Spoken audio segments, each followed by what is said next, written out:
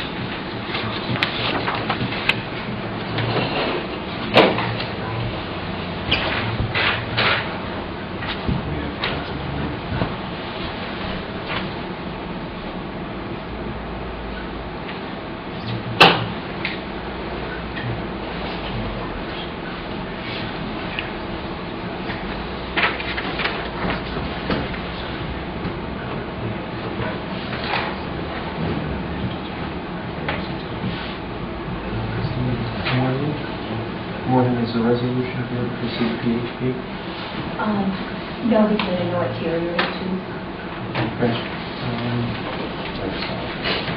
There's an option of 2 over 3. I think you were being for it for 2, but we'll put it back Wednesday. But if you make a decision, make it a resolution. Make a decision, we can ask what the budget meeting is.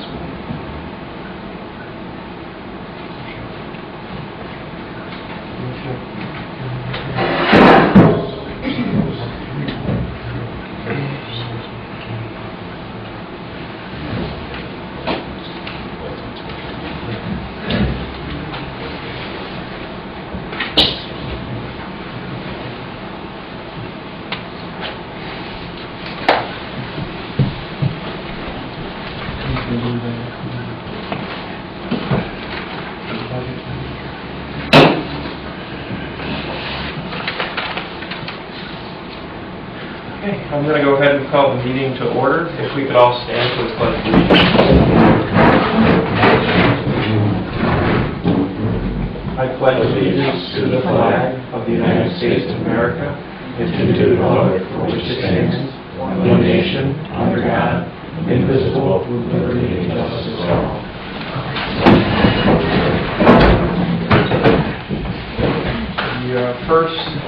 items on the floor is approval of the minutes from January 10th, 2011, as well as the minutes from January 17th, 2011, which was a special meeting.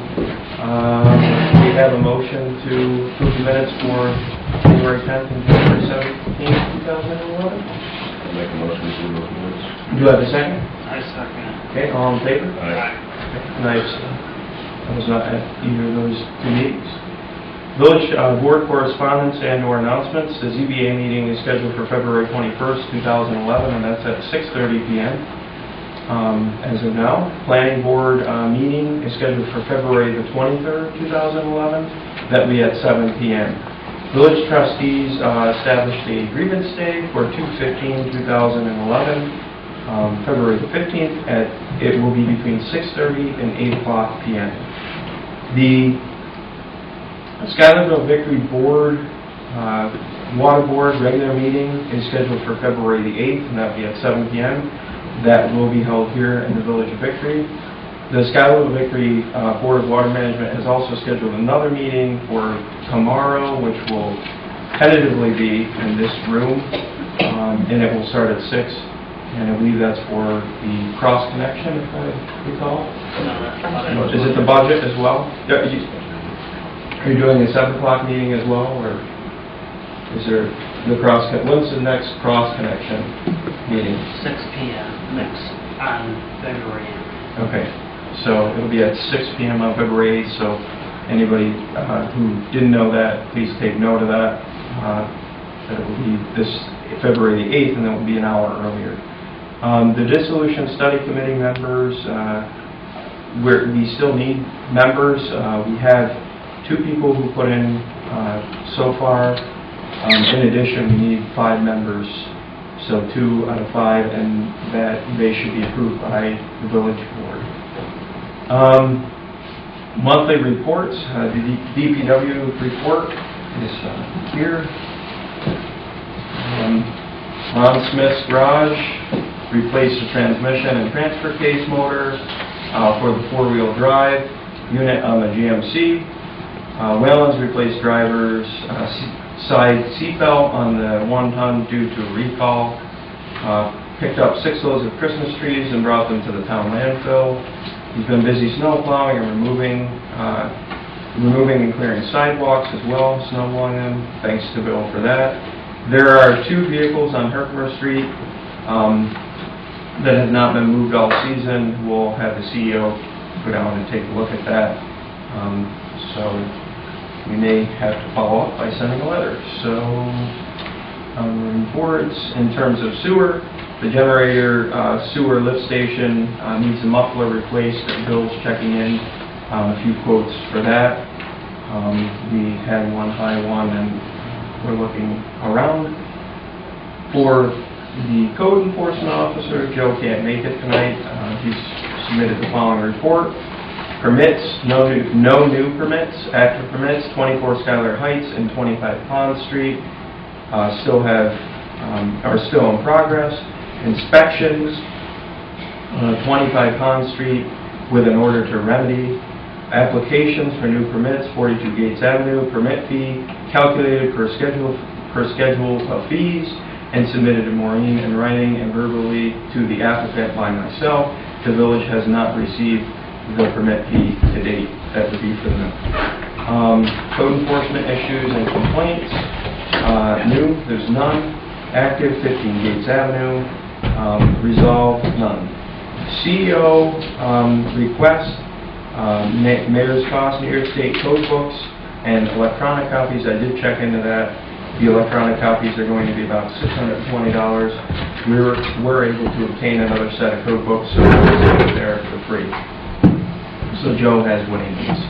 Clerk treasurer, when the mobile home form is adopted by the village board, a copy needs to be mailed to the applicant for 38 to 40 Schuyler Heights Drive, so I can proceed with the form. Once the form is returned, this also needs to be done for 18 Schuyler Heights as well. The village board asking you to act aggressively to address the issues that have been created by the trustees pertaining to access to the village office.